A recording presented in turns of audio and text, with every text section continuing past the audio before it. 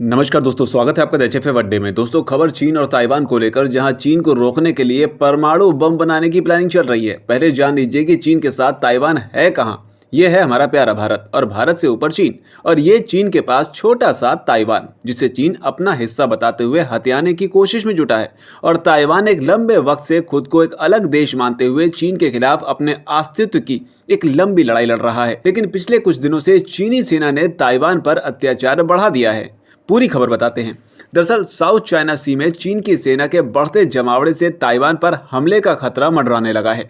चीनी सेना यानी कि पीएलए के हमले के बढ़ते खतरे के बीच अब आशंका जताई जा रही है कि ताइवान आत्मरक्षा के लिए परमाणु बम बनाने का रास्ता चुन सकता है।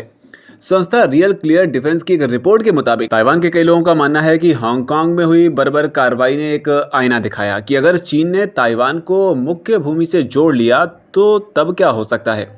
दोस्तों, यही वजह है कि ताइवान में चीन के साथ एकीकरण का समर्थन करने वाले यानी कि चीन और ताइवान को मिलाने वाले लोगों की संख्या जो है वो बहुत तेजी से कम हो गई है। और अब ताइवान के करीब 90% लोग इसका विरोध कर रहे हैं। चीन के इसी खतरे से निपटने के लिए अब ताइवान में चर्चा जोर पकड़ रही है कि उसे अपने परमाणु हथियार कार्यक्रम को फिर से शुरू कर देना चाहिए।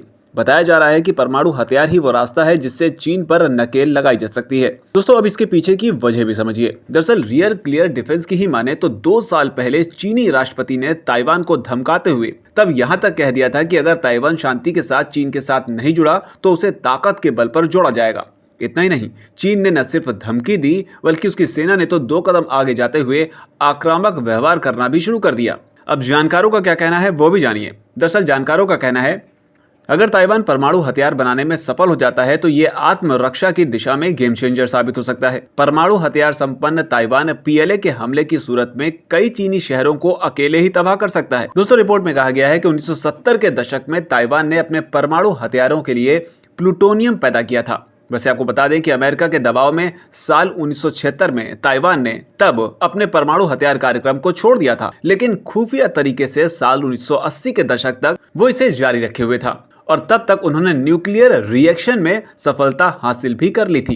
यानी कि आसान भाषा में कहें तो इसका मतलब यह है कि ताइवान पहले ही एक अविकसित परमाणु ताकत है। उसे प्लूटोनियम की मौजूदगी और तकनीकी क्षमता को देखते हुए परमाणु बम बनाने में ज्यादा समय नहीं लगेगा। दोस्तों, दिलचस्प बात यह भी है कि ताइवान में पहले से ही 2 परमाणु प्लांट मौजूद हैं जो प्लूटोनियम पैदा कर सकते हैं। अब सवाल है कि ताइवान को ये अक्ल आई कहां से। दरअसल ताइवान इजराइल से सीख लेते हुए आत्मरक्षा के लिए गुपचुप तरीके से परमाणु हथियार कार्यक्रम शुरू करना चाहता है। इजराइल आज एक बड़ी परमाणु ताकत है और उसके पास कम से कम 80 परमाणु बम हैं। और शायद यही वजह है कि कई देश इजराइल को गंभीरता से लेते हैं, ठीक वैसे ही जैसे कि नॉर्थ कोरिया को। नॉर्थ कोरिया और अमेरिका के बीच 36 का आंकड़ा आपको पता ही है, लेकिन सिर्फ परमाणु बमों की वजह से ही अमेरिका नॉर्थ कोरिया पर हमला करने से कतराता है। दोस्तों, वैसे इतिहास भी बताता है कि अगर ताइवान परमाणु बम बना लेता है और उसके पास परमाणु हथियार आ जाते हैं तो चीन की बढ़ती आक्रामकता को रोकने के लिए ये एक माइलस्टोन साबित हो सकता है। हालांकि सच ये भी है, ताइवान की मौजूदा राष्ट्रपति देश में परमाणु विरोधी अभियान चला रही हैं, लेकिन अगर अस्तित्व पर संकट आया तो वो परमाणु हथियार बनाने की ओर भी बढ़ सकती हैं। तो बहरहाल ये है अंतर्राष्ट्रीय राजनीति से जुड़ी दिलचस्प खबर। अब क्या ताइवान परमाणु बम की तरफ कदम बढ़ाएगा या बढ़ाना चाहिए, इस पर आपकी क्या राय है? आप भी उसे जरूर लिखें नीचे आकर कमेंट सेक्शन में अपनी बात जरूर लिखें। अगर आपको ये वीडियो पसंद आए, अगर आपको रिपोर्ट पसंद आई तो इसे लाइक कर शेयर करें। चैनल द एचएफए अड्डा को अगर आपने सब्सक्राइब ना किया हो तो इसे तुरंत सब्सक्राइब करें और बेल आइकन का बटन जरूर दबाएं। धन्यवाद।